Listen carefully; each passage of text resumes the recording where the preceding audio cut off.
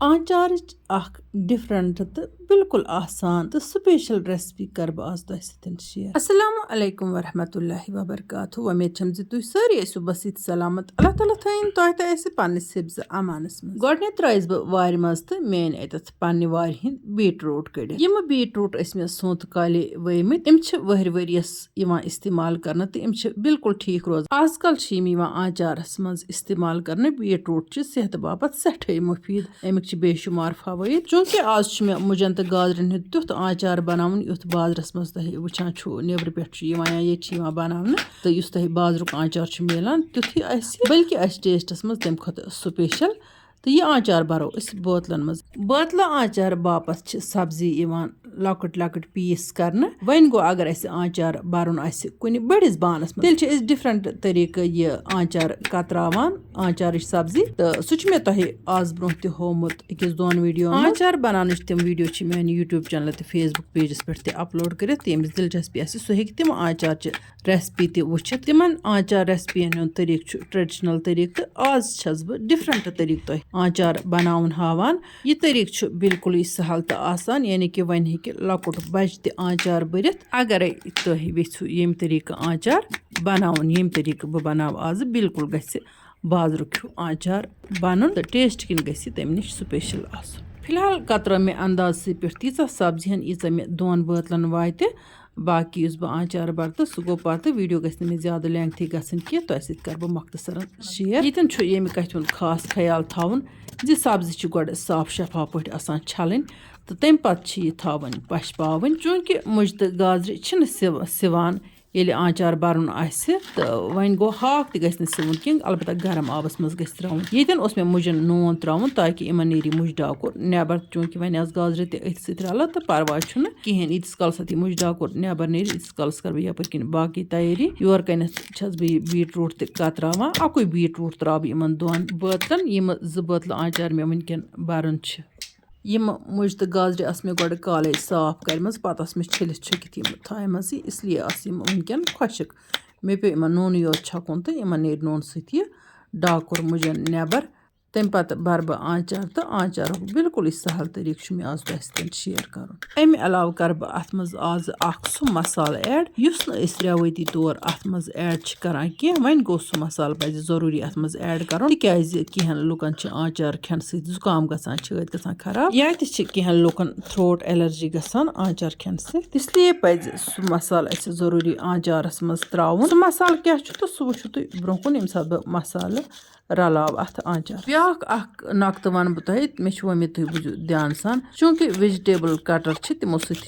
सब्जी चटन तो मे इथे कन लगान बिल्कुल आसान तो बस ट्रक सती अमूमन सब्जी वन गो मे तुह वेजिटेबल कटर होमुत अकिस वीडियोस मज यथ मज मे तुह तव त शेयर कर अनबॉक्सिंग वीडियोस मज सो वेजिटेबल कटर योत कोर मे तिमो चीजों मज वापस। बाकी सारी चीज बासे मे सठे मुफीद यमन हिज अनबॉक्सिंग मे तुह सतन शेयर कर। बिस्मिल्लाह कर त्रो मे वन यथ सरपोशस मज रुहन हेको ज्यादा त्रत बे त्रम यथ मज दानवल पाउडर। अमे अलाव त्रावोस गरम मसाल तो बे त्रावोस जीरा पाउडर तो गरम मसाल सुई गरम मसाल युस अमूमन सिनन मज इस्तेमाल कर। चूंकि सब्जी मे अंदाज पे कतरम मे कजा सब्जी वात दोन बोतलन तो अमे अलाव त्रे मे अत मसाल त अंदाज पे। अम पत कर बह अत मज फ्लेक्सॉन स्पाइसेस वाजवान मर्चावन ऐड यमो न वनुक ताम जहन आचार बोरमुत वन करन आचार बरनस ट्राई। तिमन पज गोडनेथ कम मसाल रलावन तो तम पत हेकन आखरस पे तम वुचित अत गो मसाल ठीक अगर कम गोमुत बे हेकनस ताय मज मे आसुर थोमुत ड्राई रोस्ट कर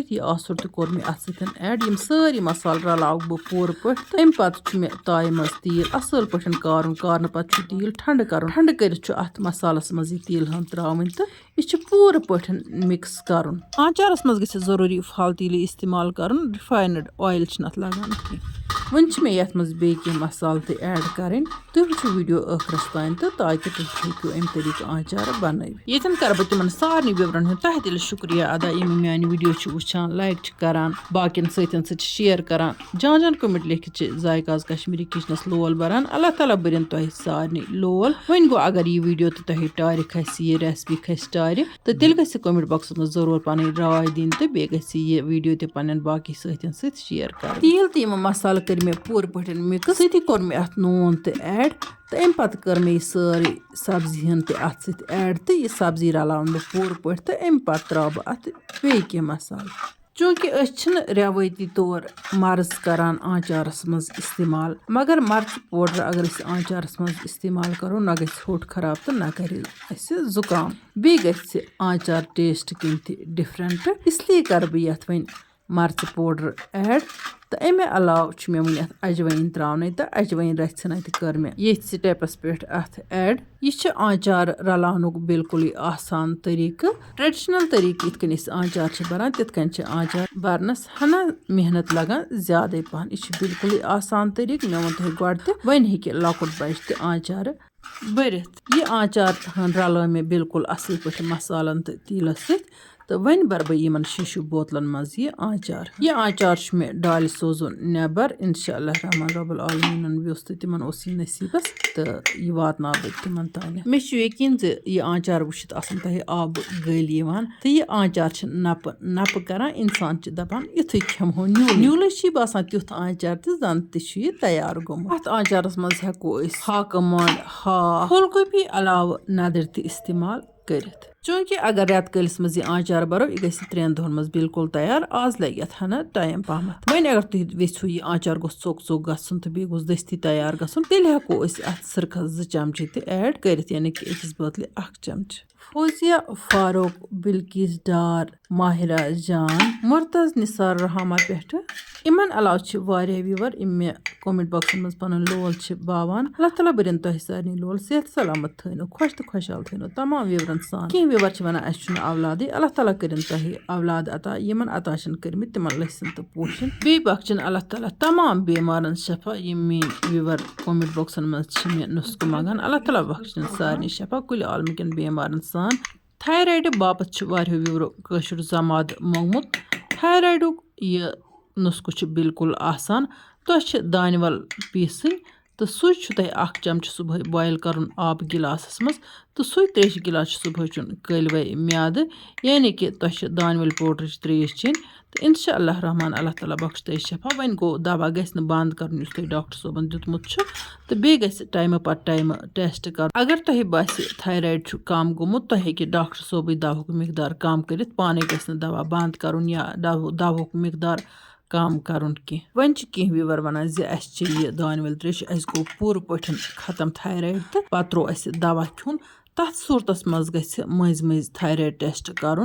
तिकाज यह थायराइड हेकान वापस तथ तुह अगर थायराइड टेस्ट नॉर्मल नीरान पत तुह दानवल पाउडर त चवान कह यह मुसलसल हेथ चेन वारियस काल कशर कहावत अर्जानक यार सारी आसान जू और तो जहान यम सात इंसान सेहत ठीक तेल सोरे ठीक तो सेहत अगर खुदा न खास्त कह गड़बड़ गसान तो पत इंसान बेकस बे यारो मददगार आसान अल्लाह ताला गि हर हालस मज सेहत मांगुन तो मेन बापत ऐजो दुआ करान तो बहुत तुह खास टाइमन दुआ करान दुआ मुसलमान सुंद हथियार इसलिए गि यह हथियार इस्तेमाल कर दपान परस मंगे खर तमिस कर अल्लाह ताला गरस खर इसलिए गि दुआ प्रथ कस कर ताकि मीन पे गि पन्न दुश्मन ते रुत दुआ कर तो अल्लाह ताला इंसानस रुत अंजाम अना यपर किन तुम वुचान बोतलन मज बोर मे आचार तो बे दिस मे अत आचारस चलहन तो आचारस चल आसान खूब दिन